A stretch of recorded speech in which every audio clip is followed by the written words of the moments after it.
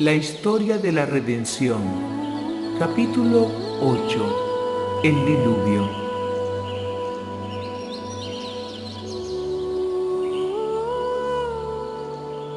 Los descendientes de Set fueron llamados hijos de Dios, los de Caín, hijos de los hombres. Cuando los hijos de Dios se mezclaron con los hijos de los hombres, los primeros se corrompieron y al casarse con los segundos perdieron, mediante la influencia de sus esposas, su carácter santo y peculiar, y se unieron con los hijos de Caín para practicar la idolatría.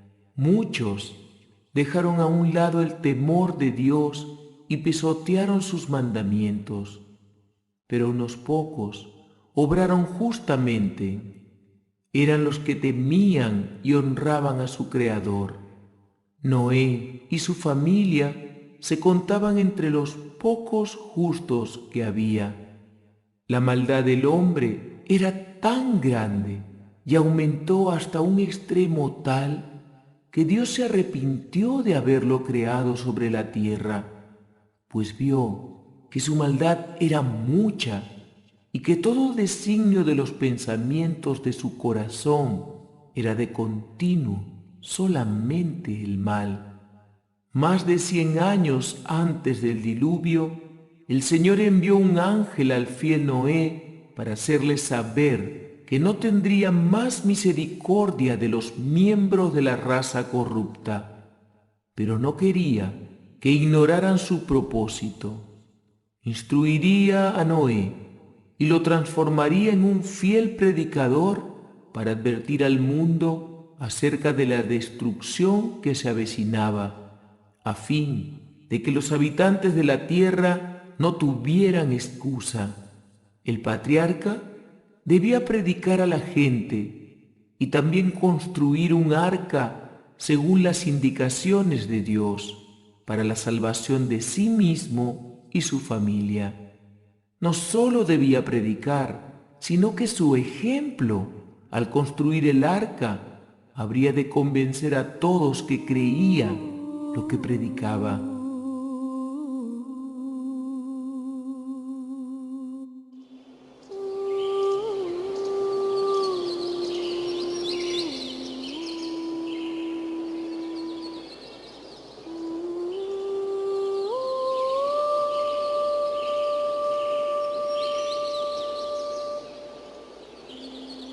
Noé y su familia no estaban solos al temer y obedecer a Dios, pero el patriarca era el más piadoso y santo de todos los hombres de la tierra, y a él preservó Dios para que llevara a cabo su voluntad al construir el arca y advertir al mundo acerca de su próxima condenación.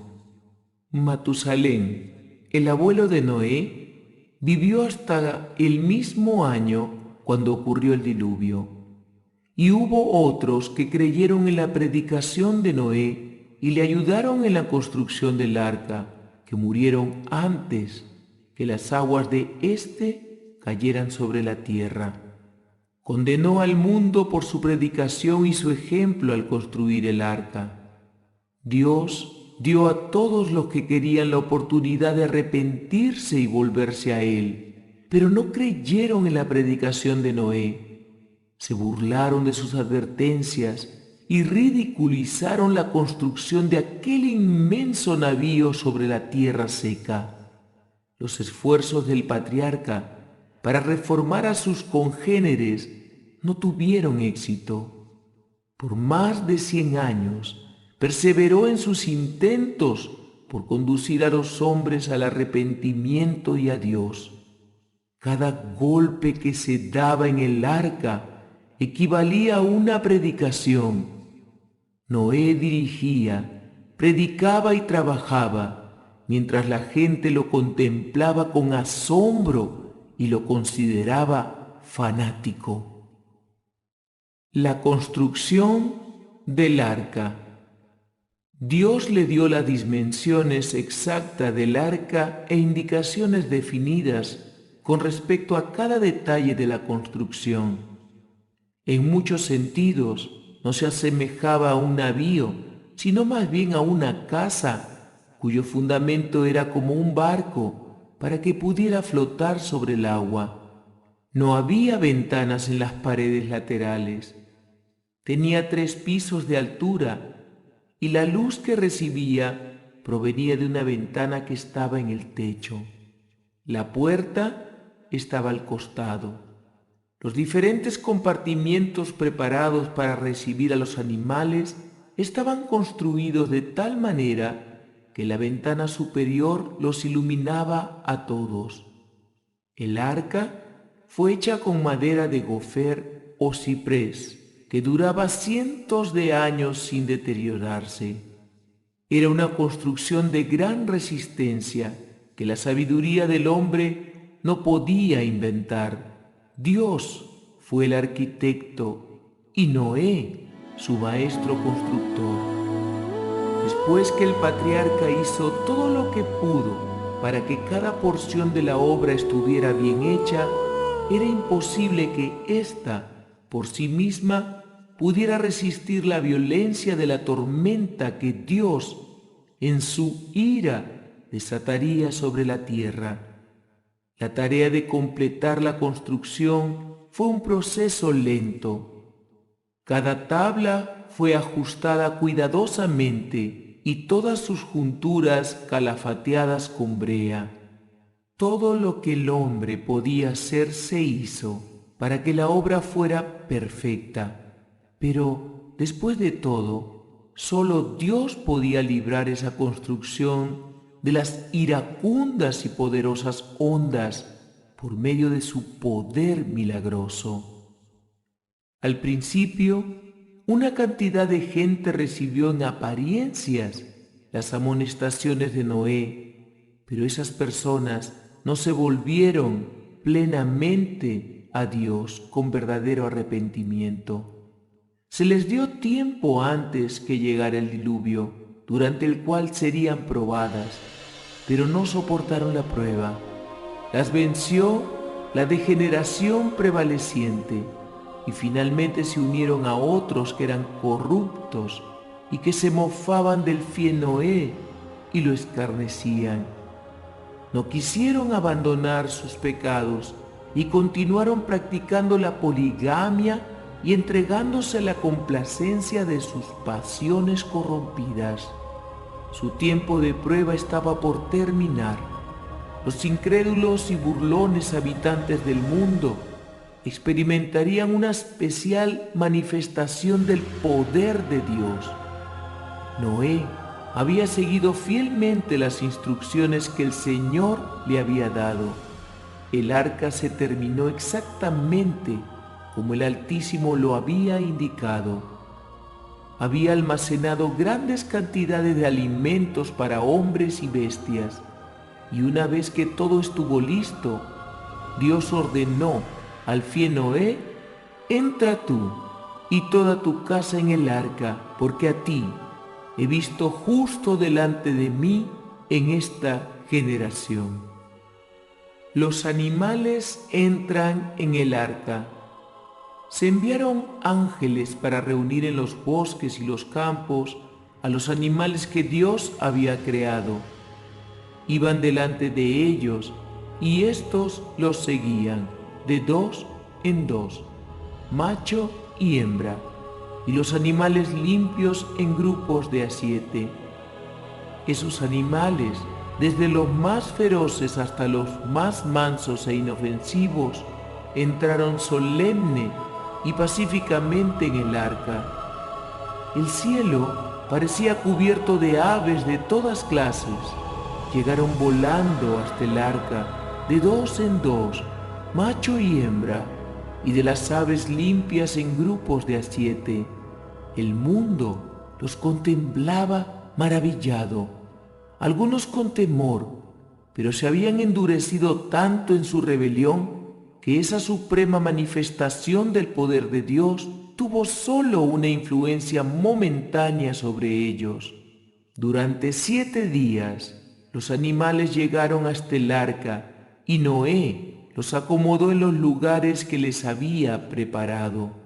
mientras la raza condenada contemplaba el sol que brillaba con toda su gloria y la tierra revestida de una belleza casi edénica, ahuyentó sus crecientes temores con diversiones ruidosas y mediante sus actos de violencia parecían invocar sobre sí la caída de la ya presente ira de Dios.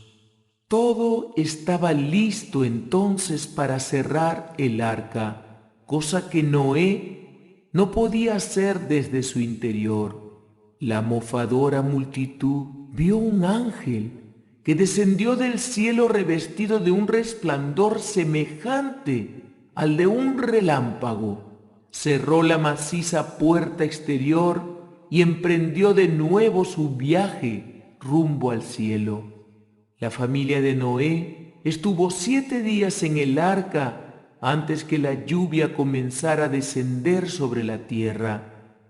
En ese tiempo se prepararon para su larga permanencia en ella, mientras las aguas cubrieran la tierra. Fueron días de blasfemas diversiones para la multitud incrédula, puesto que la profecía de Noé no se cumplió inmediatamente después de su entrada en el arca. Ésta creía que el patriarca estaba engañado y que era imposible que el mundo pudiera ser destruido por un diluvio. Antes de eso, no había habido lluvia sobre la tierra. Una especie de vapor surgía de las aguas que Dios hacía descender de noche como rocío para revitalizar la vegetación y hacerla florecer. A pesar de la solemne demostración del poder de Dios que habían contemplado, de la inusitada presencia de los animales que venían de los bosques y los campos en dirección del arca, del ángel de Dios que descendió del cielo revestido de luz y terrible majestad para cerrar la puerta, los impíos endurecieron su corazón y continuaron divirtiéndose y mofándose de las manifestaciones del poder divino. Se desata la tempestad.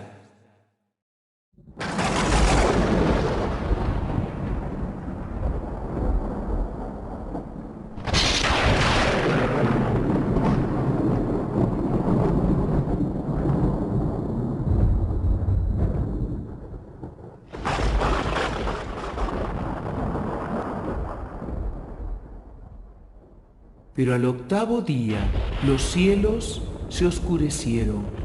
El rugido del trueno y el vívido resplandor de los relámpagos comenzaron a aterrorizar a hombres y animales. Desde las nubes, la lluvia descendía sobre ellos.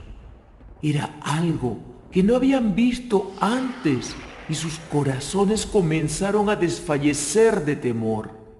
Los animales iban de un lado al otro presas de salvaje terror, y sus alaridos discordantes parecían un lamento que preanunciaba su propio destino y la suerte de los hombres. La tormenta aumentó en violencia hasta que las aguas parecían descender del cielo como tremendas cataratas. Los ríos se salieron de madre y las aguas inundaron los valles. Los fundamentos del abismo también se rompieron. Chorros de agua surgían de la tierra con fuerza indescriptible, arrojando rocas macizas a cientos de metros de altura, para luego caer y sepultarse en las profundidades de la tierra. La gente vio primero la destrucción de las obras de sus manos, sus espléndidos edificios, sus jardines y huertas tan hermosamente arreglados, donde habían ubicado sus ídolos, fueron destruidos por rayos del cielo. Sus ruinas se esparcieron por todas partes. Habían erigido altares en los bosques consagrados a sus imágenes en los cuales habían ofrecido sacrificios humanos. Lo que Dios detestaba fue destruido ante ellos por la ira divina, y temblaron ante el poder del Dios viviente, hacedor de los cielos y la tierra, y se les hizo saber que sus abominaciones y horribles sacrificios idolátricos habían acarreado su destrucción. La violencia de la tormenta aumentó, y entre la furia de los elementos se escuchaban los lamentos de la gente que había despreciado la autoridad de Dios. Árboles, edificios, rocas y tierra salían disparados en todas direcciones. El terror de hombres y animales era indescriptible. El mismo Satanás, obligado a permanecer en medio de la furia de los elementos, temió por su vida. Se había deleitado al dirigir a esa raza tan poderosa y quería que viviera para poner en práctica por medio de ella sus abominaciones y aumentar su rebelión contra el Dios del cielo.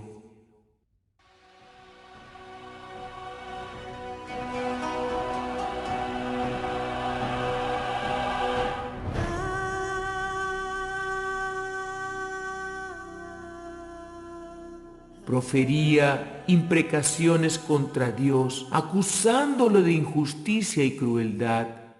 Mucha gente, como Satanás, blasfemaba contra el Señor, y si hubieran podido llevar a cabo los propósitos de su rebelión, lo hubieran expulsado de su trono de justicia.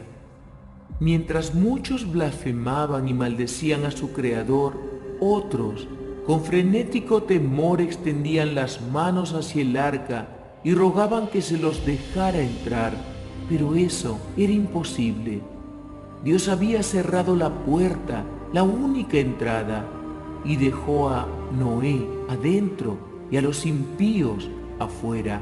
Solo Él podía abrir la puerta. El temor y el arrepentimiento de esta gente se produjo demasiado tarde. Tuvieron que reconocer que había un Dios viviente más poderoso que el hombre, a quien habían desafiado y contra quien habían blasfemado. Lo invocaron fervorosamente, pero el oído divino estaba cerrado a sus clamores. Algunos, desesperados, trataron de entrar a la fuerza en el arca, pero esa firme estructura resistió todos sus embates. Otros se aferraron a ella hasta que los arrebató la furia de la corriente, o las rocas y los árboles que volaban en todas direcciones. Los que habían despreciado las advertencias de Noé y habían ridiculizado al fiel predicador de la justicia, se arrepintieron demasiado tarde de su incredulidad. El arca se sacudía y se agitaba vigorosamente. Los animales que estaban dentro de ella expresaban mediante diferentes sonidos su temor descontrolado. Sin embargo, en medio de la furia de los elementos, la elevación del nivel de las aguas y las violentas arremetidas de árboles y rocas, el arca avanzaba con seguridad. Algunos ángeles sumamente fuertes la guiaban y la protegían de todo peligro. Su preservación a cada instante de esa terrible tempestad de 40 días y 40 noches fue un milagro del Todopoderoso. Los animales amenazados por la tempestad acudieron a los hombres, pues preferían estar cerca de los seres humanos, como si esperaran que ellos los auxiliaran. Algunos ataron a sus hijos a fuertes animales e hicieron otro tanto consigo mismos, pues sabían que éstos lucharían por su vida y treparían a las cumbres más altas para huir de las aguas que subían. La tempestad no moderó su furia. Sin embargo, las aguas, en cambio, aumentaron de nivel más rápidamente que al principio. Algunos se ataron a altos árboles ubicados en las cumbres más elevadas de la tierra, pero estos fueron desarraigados y lanzados con violencia por el aire, como si alguien los hubiera arrojado con furia, junto con piedras y lodo, sobre las olas que avanzaban y bullían. Sobre esas cumbres, seres humanos y bestias luchaban por conservar su posición, hasta que todos fueron arrojados a las espumosas aguas que casi llegaban a esos lugares. Por fin, esas cimas fueron alcanzadas también, y los hombres y los animales que se hallaban allí perecieron por igual, arrastrados por las aguas del diluvio. Noé y su familia observaban ansiosamente el descenso de las aguas. El patriarca deseaba salir y pisar tierra firme nuevamente. Envió un cuervo que salió del arca y volvió. No recibió la información que deseaba, y entonces envió una paloma, la cual, al no encontrar dónde posarse, regresó al arca. Después de 7 días, soltó de nuevo una paloma, y cuando vieron la rama de olivo en su pico, los 8 miembros de la familia se regocijaron mucho, pues habían estado por largo tiempo en el arca. Nuevamente descendió un ángel y abrió la puerta. Noé podía sacar la parte superior, pero no podía abrir lo que Dios había cerrado. El Señor habló con Noé por medio del ángel que abrió la puerta y ordenó a su familia que saliera del arca con todos los seres vivientes que había en ella. El sacrificio de Noé y la promesa de Dios. Noé no se olvidó de Dios, que los había protegido tan bondadosamente.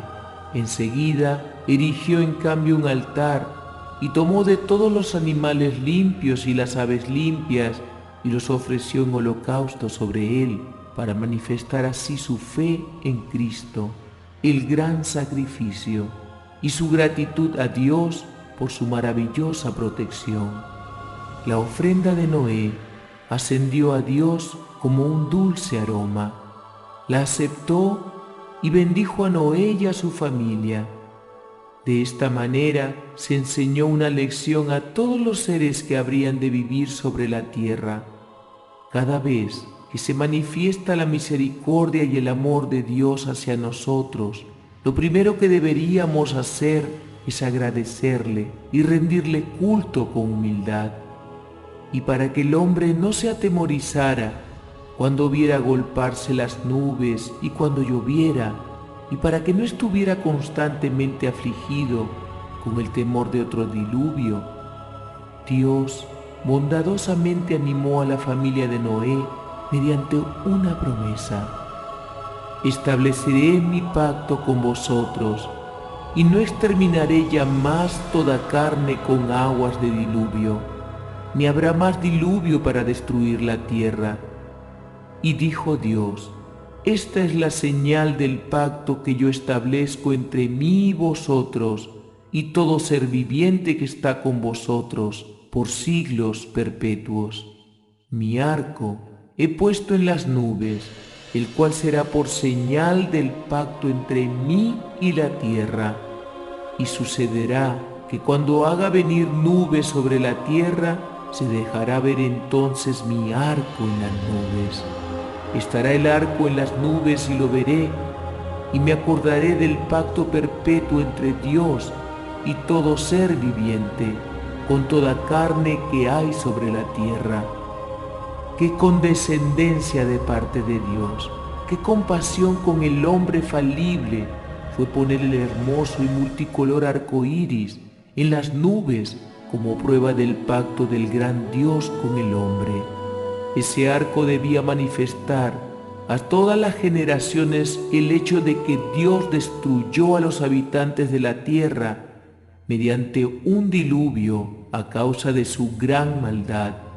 Era su propósito que cuando los niños de las generaciones sucesivas lo vieran en las nubes y preguntaran por qué se extendía por los cielos, ese magnífico arco, sus padres se refirieran a la destrucción del mundo antiguo por medio del diluvio, porque la gente se había entregado a toda clase de impiedad y las manos del Altísimo le habían dado forma y lo habían colocado en el cielo como señal de que Dios nunca más enviaría las aguas de un diluvio sobre la tierra.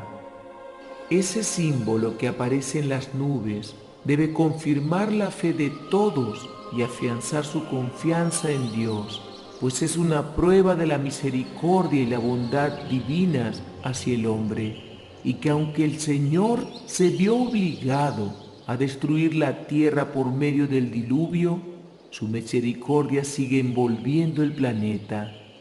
Dios dijo que se acordaría del hombre cuando viera el arco en las nubes.